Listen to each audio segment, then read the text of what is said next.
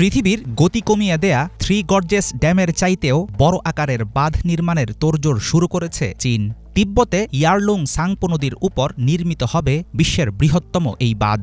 এর পাল্টা জবাবে অরুণাচলের সিয়াং নদীতে ভারতও বানাচ্ছে বিশাল এক জলবিদ্যুৎ প্রকল্প।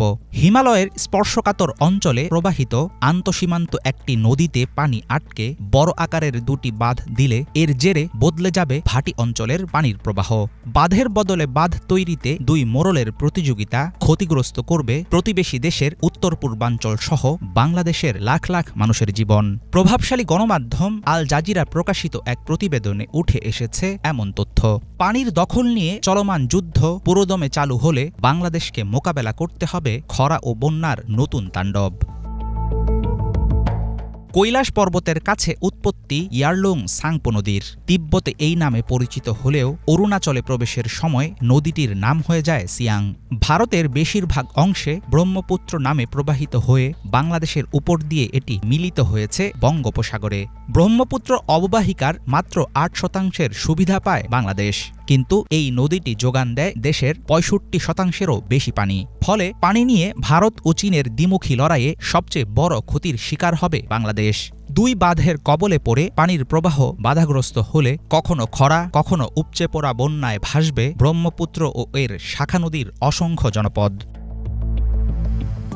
ইয়ারলুং সাংপো নদীতে নির্মিত চীনের মেগা ড্যাম তাদের তৈরি বিশ্বের বৃহত্তম হাইড্রো বাঁধ থ্রি গর্জেস ড্যামের চেয়ে বিশালাকার হবে। চীনা সংবাদ সংস্থাগুলো জানিয়েছে এর জন্য খরচ হবে $137 বিলিয়ন। তিব্বতের নামচা বারোয়া পর্বতের কাছে গ্রেট বেন্ডে নির্মিত বাঁধটি প্রকৌশলগত দিক থেকেও হবে বিস্ময়কর ব্যাপার। ১৬,৪০০ ফুট গভীর গিরিখাতে পড়বে বাঁধের পানি। বছরে এখান থেকে উৎপন্ন হবে ৩০০ বিলিয়ন কিলোওয়াট ঘণ্টা বিদ্যুৎ। তবে এত বড় প্রকল্পের কারণে কত মানুষ বাস্তুচ্যুত হবে, কতগুলো জনপদে পড়বে প্রভাব, এই নিয়ে পাওয়া যায়নি কোনো আনুষ্ঠানিক তথ্য। অন্যদিকে ভারতের উত্তর পূর্বাঞ্চলীয় রাজ্য অরুণাচল প্রদেশে সিয়াং নদীতে যে বাঁধ নির্মাণের পরিকল্পনা করছে নয়াদিল্লি, বহুল আলোচিত সেই প্রকল্পের নাম সিয়াং আপার মাল্টিপারপাস প্রজেক্ট। $13.2 বিলিয়ন খরচ করে তৈরি হতে যাওয়া এই বাঁধ জমা রাখতে পারবে ৯ বিলিয়ন কিউবিক মিটার পানি। জলবিদ্যুৎ কেন্দ্রটি উৎপাদন করবে প্রায় ১১,০০০ মেগাওয়াট বিদ্যুৎ। প্রজেক্ট বাস্তবায়নে ক্ষতির প্রথম ধাক্কা যাবে সিয়াং নদীর উপকূলবর্তী জনপদের উপর দিয়ে। স্থানীয়দের ধারণা, জলবিদ্যুৎ কেন্দ্রটি চালু হলে সম্পূর্ণ ডুবে যাবে অন্তত ২০টি গ্রাম, বসতভিটা হারাবেন হাজার হাজার বাসিন্দা।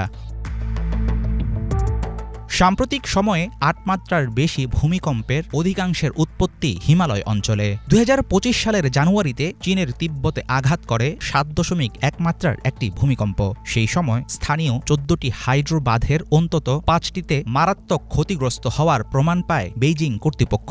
অবস্থা বিবেচনায় বিশেষজ্ঞদের আশঙ্কা, হিমালয়ের বিপজ্জনক পরিবেশে দুটি বিশালাকার বাঁধ তৈরি হলে বন্যা ও ভূমিকম্পের সময় ভয়ঙ্কর বিপর্যয়ে পড়বে ব্রহ্মপুত্রের পানি নির্ভর বাংলাদেশ ও গোটা ভাটি অঞ্চল।